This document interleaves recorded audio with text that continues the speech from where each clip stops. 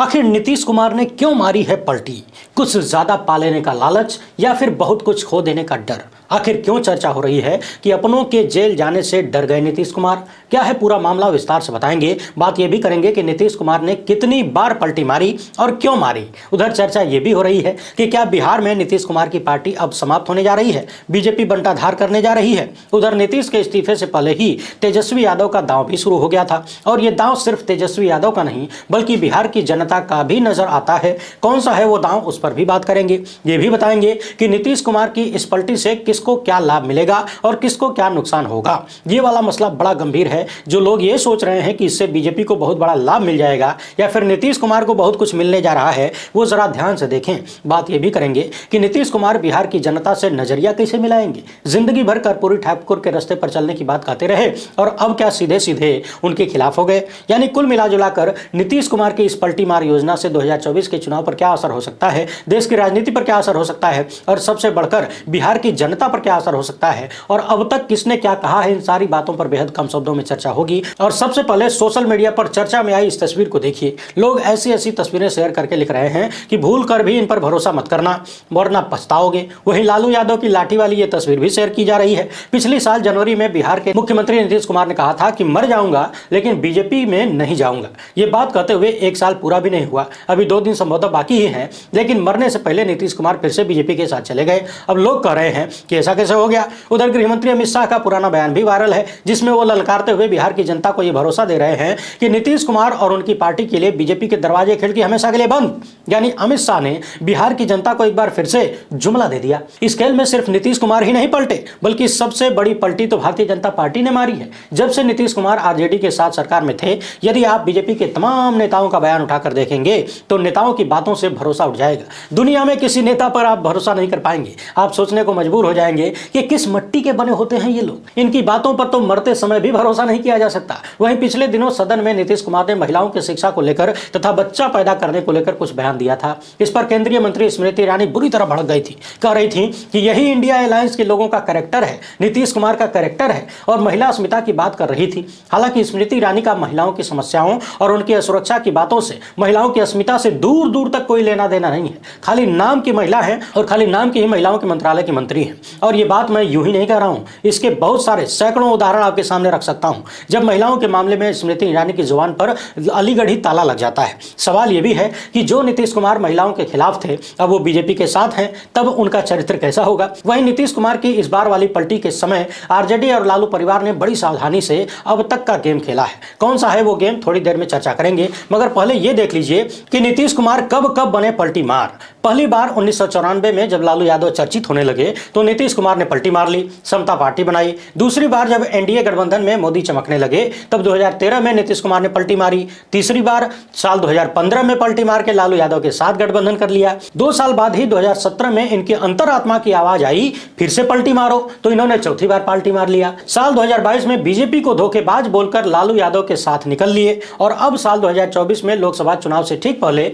इन्होंने आरजेडी को छोड़कर बीजेपी का साथ अपना लिया है। उधर इस पूरे घटनाक्रम में आरजेडी ने बड़ी सावधानी बरती है। लालू यादव या तेजस्वी यादव की तरफ से साफ साफ अपने नेताओं को कथित निर्देश दिया गया कि किसी भी रूप में नीतीश कुमार के खिलाफ कोई कड़वा शब्द प्रयोग नहीं करना है। तेजस्वी यादव लगातार नीतीश कुमार को अपना आदरणीय बता रहे हैं, कह रहे हैं कि नीतीश कुमार हमारे आदरणीय थे, हैं और रहेंगे। बहुत सारी चीजें उनके नियंत्रण में नहीं है। हम सब ने हमेशा मुख्यमंत्री के रूप में उनका सम्मान किया है। जबकि लालू परिवार से ही रोहिणी आचार्य कह रही हैं कि कूड़ा फिर से गया कूड़ेदान में, कूड़ा मंडली को बदबूदार कूड़ा मुबारक। बिहार से ही विधायक सुधाकर सिंह का कहना है कि भाजपा आने वाले चुनाव में हार को देखकर नीतीश कुमार को साथ लेकर आई है। नीतीश दिमागी रूप से कमजोर हैं, इसलिए नौकरशाहों के कहने पर भाजपा के साथ चले गए। एक चर्चा यह भी चल रही है कि राम मंदिर के प्राण प्रतिष्ठा के बाद नीतीश कुमार के लोगों ने उनके दिमाग में एक बात बिठाई कि राम लहर चल रही है, बीजेपी के साथ आ जाइए। जबकि बीजेपी के अंदरूनी सूत्रों ने बीजेपी को यह बताया कि बिहार में यदि नीतीश कुमार नहीं रहे तो बीजेपी का सुपड़ा साफ है, समझिए सिंगल डिजिट में भी आना मुश्किल हो जाएगा। यानी 2 तरह की खबरें दोनों लोगों को पहुंचाई गई हैं और दोनों अब एक साथ आ चुके हैं। अब इनके मिलने से 2024 के लोकसभा चुनाव पर किस तरीके का असर हो सकता है और हमने क्यों कहा कि बीजेपी को या नीतीश कुमार को कोई फायदा होने का अनुमान बिल्कुल भी नहीं दिखता, अभी थोड़ी देर में बताएंगे। मगर उससे पहले कुछ मुद्दों को अपने दिमाग में उतार लीजिए। हाल ही में भारतीय जनता पार्टी की केंद्र सरकार ने बिहार के पूर्व मुख्यमंत्री कर्पूरी ठाकुर को भारत रत्न देने की घोषणा की है। लेकिन यदि आप कर्पूरी ठाकुर की पूरी राजनीति को देखेंगे तो भारतीय जनता पार्टी ठीक उसके उलट राजनीति करने वाली व्यवस्था मालूम पड़ती है। किसी भी रूप में बीजेपी का कर्पूरी ठाकुर से कोई मेलजोल दूर दूर तक नहीं दिखता, जिसके आधार पर यह कहा जा सकता है कि यदि आज की तारीख में कर्पूरी ठाकुर होते, जिंदा होते, तो राजनीति की लाठी लेकर लालू यादव से भी आगे बीजेपी के मुखालफत खड़े होते और लाठी भांज रहे होते। लोग चर्चा कर रहे हैं कि बीजेपी का दूर दूर तक कर्पूरी ठाकुर के विचारों से, उनकी राजनीति से कोई लेना देना नहीं है, मगर फिर भी भारत रत्न का सम्मान सिर्फ और सिर्फ राजनीतिक फायदा लेने के लिए, वोट बटोरने के लिए बीजेपी सरकार ने किया है। मगर सवाल तो यह है कि कर्पूरी ठाकुर ने सबसे पहले आरक्षण के मुद्दे पर पिछड़े समाज को फायदा पहुंचाया और अभी बिहार में ही जातीय जनगणना सबसे पहले की गई है और जातीय जनगणना के अनुसार बीजेपी घिरती हुई दिख रही थी। माना जाता है कि बिहार में भारतीय जनता पार्टी अगड़ों की पार्टी कही जाती है, मगर सवाल यह है कि नीतीश कुमार को इन सब में क्या लाभ मिलने जा रहा है। अब तक तो वो पिछड़ों और अति पिछड़ों को उनका हक और अधिकार दिलाने की बात कर रहे थे और अब बीजेपी के साथ चले गए। इसके पहले जब नीतीश कुमार ने बीजेपी को छोड़ा था तो उन्होंने कहा था कि बीजेपी के साथ जाना मेरे जीवन की सबसे बड़ी भूल थी। लेकिन अब राजनीतिक जानकारों का मानना है कि नीतीश कुमार ने ये जो पलटी मारी है, ये नीतीश कुमार की पूरे जीवन की सबसे बड़ी भूल है। राजनीतिक रूप से इसका सबसे बड़ा नुकसान तो यह है कि जनता के बीच उनकी विश्वसनीयता समाप्ति की ओर जा रही है। इस्तीफा देने के बाद नीतीश कुमार और उनके लोगों का एक बयान ये भी सामने आया जिसमें वो लोग कह रहे हैं कि गठबंधन के साथ काम करने में दिक्कत हो रही थी। अब जरा इस बात को गौर से सुनिए, गठबंधन के साथ कौन सा काम करने में दिक्कत हो रही थी। यदि आप बिहार की पिछली सरकार को ध्यान से देखें और उसके कार्यों को देखें, यानी नीतीश और तेजस्वी की मिलीजुली सरकार को यदि देखा जाए तो जनता के लिए जो कार्य किए गए वो बीजेपी के साथ चलाई गई सरकार से कहीं ज्यादा बेहतर है और इसी बात को तेजस्वी यादव और उनकी पार्टी टारगेट कर रही है। उधर नीतीश कुमार के इस्तीफे की तैयारी चल रही थी, इधर अखबारों में इश्तेहार छपा तेजस्वी यादव और उनके कार्यों को लेकर। दावा किया जा रहा है कि 4 लाख से अधिक सरकारी नौकरी दी गई, बहुत सारी बहाली और नौकरियों की प्रक्रिया में लाने का काम किया गया, पूरे देश में पहली बार जातीय जनगणना कराया गया, 75% तक आरक्षण सीमा बढ़ाई गई, नियोजित शिक्षकों को राज्यकर्मी का दर्जा दिया गया, अच्छी शिक्षा की नींव रखी गई, स्वास्थ्य सेवा में सुधार किया गया, शहरों में वाटर ड्रेनेज व्यवस्था कर दी गई, सड़क पुल और बाईपास तथा ग्रामीण सड़कों का निर्माण हुआ, मेडल लाओ नौकरी पाओ जैसी योजना चलाई गई, बिहार में पहली बार टूरिज्म पॉलिसी, स्पोर्ट्स पॉलिसी और आईटी पॉलिसी बनाई गई, विकास मित्र, टोला सेवक, शिक्षा मित्र और तालीमी मरकज का मानदेय बढ़ाने के लिए भी कार्य किया गया, विकास और निवेश के बड़े बड़े प्रोजेक्ट्स भी लाए गए। और यदि आप आज की तारीख में बिहार की जनता से संवाद करेंगे तो भी जवाब यही मिलेगा कि नीतीश और तेजस्वी की सरकार ने नीतीश और भाजपा की सरकार की तुलना में ज्यादा काम किए जनता के लिए। तो सवाल ये उठता है कि आखिर कौन सा, किसका काम था जो नीतीश कुमार गठबंधन में रहकर नहीं कर पा रहे थे। ये सब तो तेजस्वी के साथ मिलकर बनाई गई सरकार के दौरान ही हुआ, जातीय जनगणना हुआ और इसमें जो आंकड़े निकल कर आए इसी के आधार पर उनकी सरकार ने गरीबों को 2 लाख रुपए देने की बात कही। ये कितनी बड़ी बात है। अब सवाल ये उठता है कि बीजेपी के साथ जाने पर भी नीतीश कुमार इस कार्यक्रम को जारी रख पाएंगे या नहीं। यदि इसे रोक दिया जाएगा तो क्या बिहार की जनता के साथ धोखा नहीं होगा, फ्रॉड नहीं होगा? और यदि बीजेपी सरकार इसे आगे बढ़ाती है तो क्या बीजेपी अन्य राज्यों में भी इसे लागू करेगी? क्यों नहीं करना चाहिए। दूसरी तरफ जो भारतीय जनता पार्टी जातीय जनगणना के खिलाफ नजर आती रही, खुद प्रधानमंत्री बार बार जातीय जनगणना को जाति के आधार पर बांटने की तरह दिखाते रहे। अब नीतीश कुमार उस पार्टी के साथ रहकर सरकार में रहकर जातीय आधार पर कोई काम कैसे कर पाएंगे। बाकी आप तो जानते हैं राजनीति में पलटी व्यक्तिगत लाभ और हानि को देखकर ही मारी जाती है। जनता के हाथों में खाली झुंझुने मिलता है। यहां एक बात और समझने वाली है, कुछ महीने की सरकार में ही तेजस्वी यादव जिस तरीके से बिहार में चर्चित हुए हैं, लोग कह रहे हैं कि कहीं यह भी एक कारण तो नहीं है कि नीतीश कुमार ने पलटी मार ली है, कि तेजस्वी का चेहरा बड़ा हो रहा है। एक वक्त में जिस तरीके से लालू यादव का चेहरा बड़ा होने लगा तो नीतीश कुमार अलग हो गए, अलग पार्टी बना ली और अब क्या तेजस्वी का बड़ा चेहरा देखकर नीतीश डर गए। हालांकि नीतीश कुमार के इस एक्शन से एक बात तो साफ है कि बिहार की जनता में उनकी विश्वसनीयता घटी है तेजी से और लोग उनसे नाराजगी व्यक्त कर रहे हैं। और जब बिहार में नीतीश कुमार से नाराजगी होगी तो सीधे सीधे तेजस्वी को लाभ हो सकता है। अब बात हानि और लाभ की आ ही गई है तो जरा आंकड़ों को देख लीजिए। मगर उससे पहले बात कर लेते हैं कि ये सब कुछ किसी लालच में ही हुआ है, यानी लाभ के लालच में, या फिर इसके पीछे कोई डर भी था। पिछले दिनों से लगातार एक बात चर्चा में थी कि नीतीश सरकार के यानी मुख्यमंत्री नीतीश कुमार के कई सारे बड़े बड़े अधिकारी हैं, कुछ करीबी अधिकारी हैं जो केंद्र सरकार की जांच एजेंसियों के रडार पर थे, यानी वो कभी भी लपेटे में आ सकते थे और शायद इन्हीं लोगों को बचाने के लिए यानी नीतीश कुमार के करीबियों को बचाने के लिए नीतीश कुमार ने ये पलटी मारी है। लाभ से ज्यादा डर था। ये चर्चा है, हमारे पास कोई ऐसा सबूत नहीं है। चर्चाएं इस तरह की आ रही हैं कि लाभ से ज्यादा डर था, इसलिए नीतीश कुमार ने छठवीं बार मारी है पलटी। अब जरा हानि और लाभ को देख लेते हैं कि 2024 में इस पलटी मार का क्या असर हो सकता है। यदि हम पुराने सभी चुनावों को छोड़कर बिहार में जो पिछला विधानसभा का चुनाव हुआ था और उससे पहले जो लोकसभा का चुनाव हुआ था, इन दोनों पर ही ध्यान दें तो बड़े चौंकाने वाले आंकड़े सामने आते हैं। और ये आंकड़े बता रहे हैं कि बीजेपी किसी भी हाल में माइनस ही होगी, प्लस होने का कहीं दूर दूर तक कोई चांस नहीं है। 2019 के लोकसभा चुनाव से पहले पुलवामा की घटना हुई थी और आप सब जानते हैं यूपी बिहार जैसे राज्यों से सेना में सैनिकों की भरमार होती है और ये वो राज्य हैं जो भावनाओं से ज्यादा चलते हैं, जातिगत भावनाएं हों, धर्म के आधार पर भावनाएं हों या फिर सेना के आधार पर भावनाएं।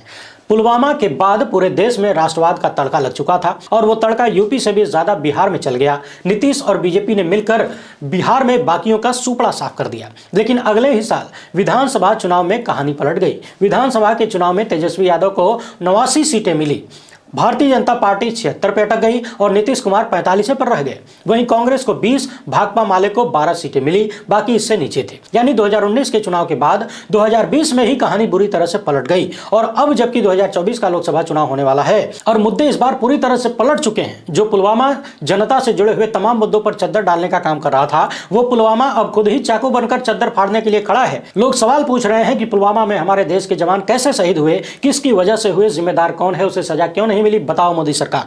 मोदी सरकार के खिलाफ एंटी इनकम्बेंसी अब तक के चरम पर है। जनता से जुड़े हुए तमाम मुद्दों पर सत्ता के पास कोई जवाब नहीं है। महंगाई, बेरोजगारी, भ्रष्टाचार, राष्ट्रवाद, चीन, पाकिस्तान, हर मुद्दे पर सरकार घेरती हुई दिख रही है। किसान हो, नौजवान हो, महिलाएं हो, बुजुर्ग हो, सबकी जेब पर डाका डालने का काम हो रहा है। बेरोजगारी चरम पर है और बेरोजगारी किस चरम पर है इसका अंदाजा इसी बात से लगा लीजिए कि जिस इजराइल में युद्ध चल रहा है, जहां हिंसा चल रही है, उस इजराइल में हमारे देश के गरीब मजदूर लाइन लगाकर मजदूरी करने के लिए तैयार हैं, जान जोखिम में डालकर। बेरोजगारी का आलम इसी से समझ सकते हैं। कुछ दिन पहले तक चर्चा हो रही थी कि राम मंदिर का चद्दर सब कुछ ढक देगा, लेकिन यदि वो चद्दर सब कुछ ढक लेने की ताकत रखता तो फिर बीजेपी को नीतीश कुमार के पैरों में गिरने की जरूरत नहीं पड़ती। शायद बीजेपी को भी एहसास है कि राम मंदिर का मुद्दा जितनी तेजी से आया था उतनी तेजी से निपट गया है। अब समझने वाली बात यह भी है कि यदि बिहार में पिछली बार विधानसभा चुनाव में जिसको जितनी सीट मिली उसी हिसाब से लोकसभा में भी वोट पड़ते हैं। यानी 2019 के चुनाव के बाद 2020 में बिहार की जनता ने जिस मोड में वोट दिया था,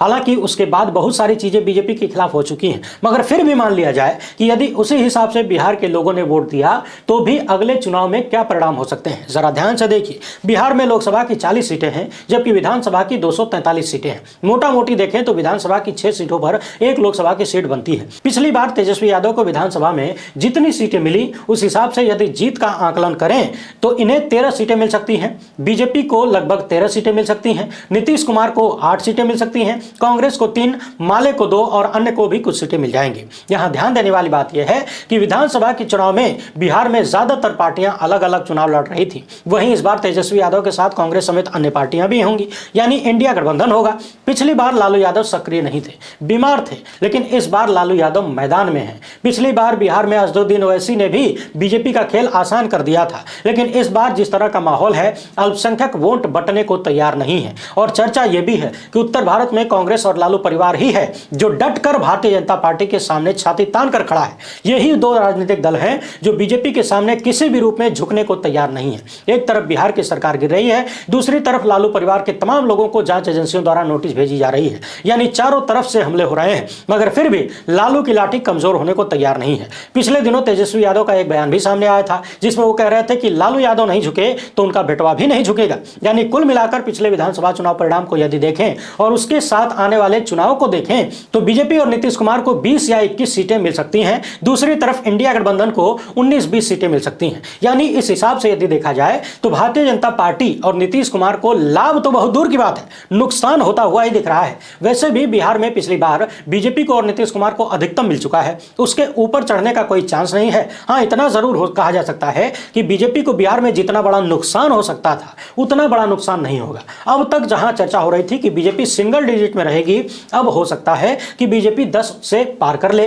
पिछली बार बीजेपी को यहां बिहार में 17 सीटें मिली थी और 17 से नीचे ही आना है, ऊपर जाने का तो कोई मामला बनता नहीं है। यानी अन्य राज्यों जैसे तेलंगाना, कर्नाटक, महाराष्ट्र या पश्चिम बंगाल में जो नुकसान होगा बीजेपी को, और जिन राज्यों में पूरा लगभग मिल चुका है जैसे मध्य प्रदेश, राजस्थान, वहां पर जो नुकसान होगा उसकी भरपाई बिहार से नहीं है, बिहार से भी नुकसान ही होने का चांस है। हाँ, इतना जरूर कहा जा सकता है कि जो बड़ा नुकसान होना था अब वो छोटा नुकसान होगा। लोग ये भी चर्चा कर रहे हैं कि बीजेपी के साथ मिलकर नीतीश कुमार यदि ज्यादा सीटें जीत भी जाते हैं, ज्यादा का मतलब पिछली बार जो थी 16, उससे अधिक तो होगा नहीं, नीचे ही आना है, उसी के आसपास कुछ रहेगा। क्योंकि अभी बिहार में जो सरकार बनी है उसमें जीतन राम मांझी की पार्टी भी हिस्सेदार हो गई है, वो भी कुछ सीटें मांगेगी। रामविलास पासवान की पार्टी भी दो टुकड़ों में है, उन्हें भी अपनी सीटें चाहिए। तो जब बंटवारा होगा तो बीजेपी और नीतीश कुमार सबकी सीटें घटने की उम्मीद है। और ऐसा तो नहीं है कि पिछली बार 40 में 39 मिला था तो इस बार भी वही मिल जाएगा, मैक्सिमम था वो, उससे नीचे ही उतरना है।